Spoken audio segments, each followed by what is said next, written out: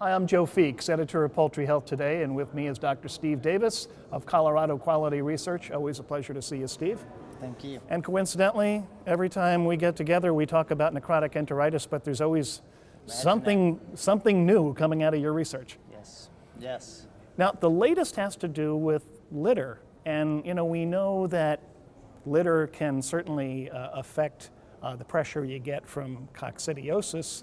But now you're seeing that there might be a relationship between the litter and necrotic enteritis. What are you seeing? That's correct.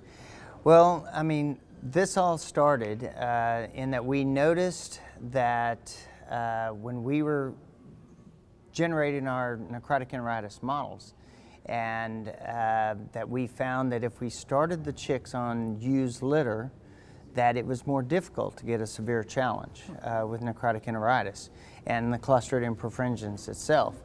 And we also were getting reports out from the field that in the integrators were having problems, that if they had new litter, that's where they were having their greatest and most challenging outbreaks of necrotic enteritis. So we actually, I conducted a couple studies in-house to see if this was real or just something that we thought was real.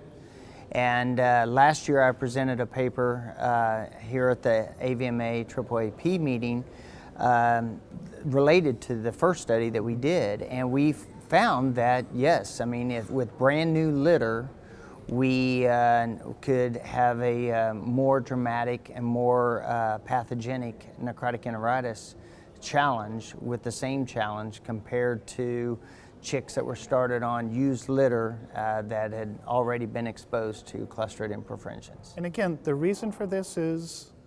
Well, there was some good questions from my presentation last year in questioning was this due to innate differences in just clean new litter? Was it moisture related or those kinds of things, or chicks pecking at the litter more, that kind of thing? Or was it truly related to the Clostridium that was in the litter? So that basically gave me the idea to conduct another study for this year and present at the AAAP, where we actually took two different treatments from a earlier study. One treatment group was from clean litter that chickens that did not receive a necrotic enteritis challenge or did not receive the Clostridium perfringens challenge, versus the non-treated group that did get the Clostridium perfringens challenge. So in this study that we conducted this year, we had three groups. One was brand new litter, brand new clean litter. One was a used litter, but they did not receive Clostridium perfringens, and then the third group that received the Clostridium perfringens challenge. And the interesting thing was that the treatment group that did the worst was the brand new litter, had the worst Clostridium challenge and lesions and weight gain, feed conversion, and mortality, compared to the best group I would have thought would have been the group that was on used litter with no CP challenge before, but it wasn't. It was actually the group that was on the litter that received the Clostridium perfringens challenge the flock before actually performed the best.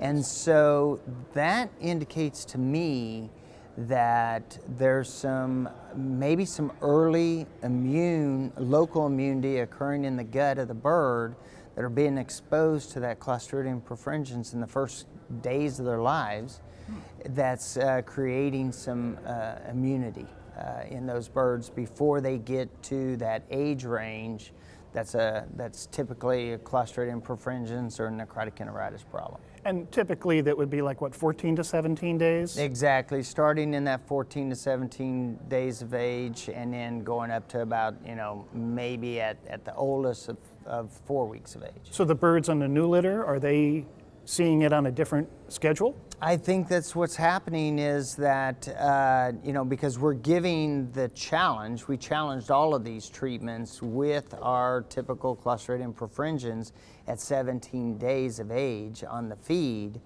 And so the birds that are raised on the new litter are completely naive. And so they haven't been exposed at all. And so then they have a more dramatic challenge and less protection from that challenge. And does the problem then subside with each cycle?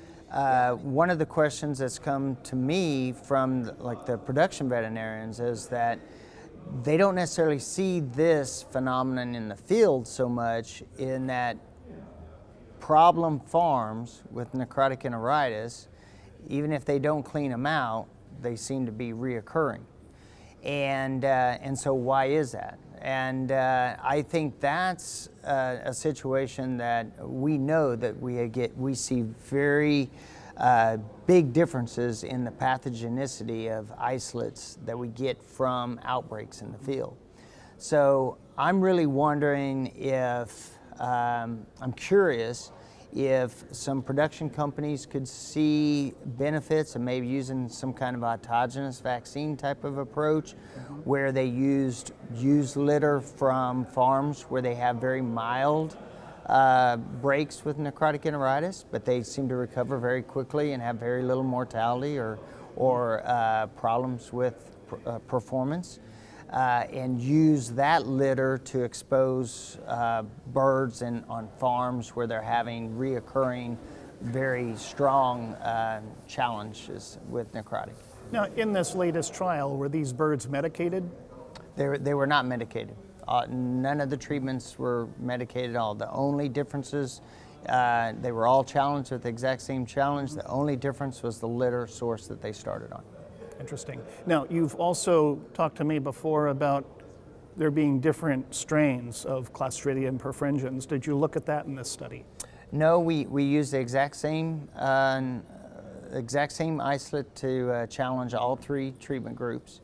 And like I said, we know that there are some isolates that are much more pathogenic than others. And some isolates we can create necrotic enteritis without the help of coccidiosis early on, and then there's others that we have to have that coccidiosis as well with it. And this was an isolate. We actually cocci-vaccinated all of these chicks at day of age, but they had come from a litter source that in the study before there was no coccidiosis vaccine. So we know there was no cocci early. So the exposure to coccidiosis was very consistent in all three groups. The only difference was the amount of Clostridium perfringens that was in that litter.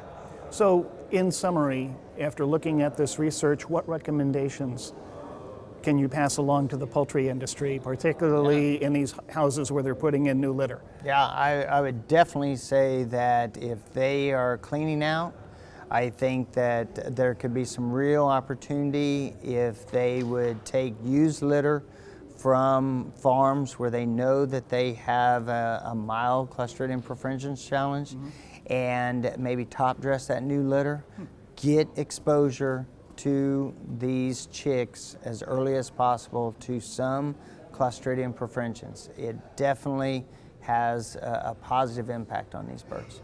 It's a complicated bacterium, isn't it? It sure is, and it's been good for our business because it is so complicated.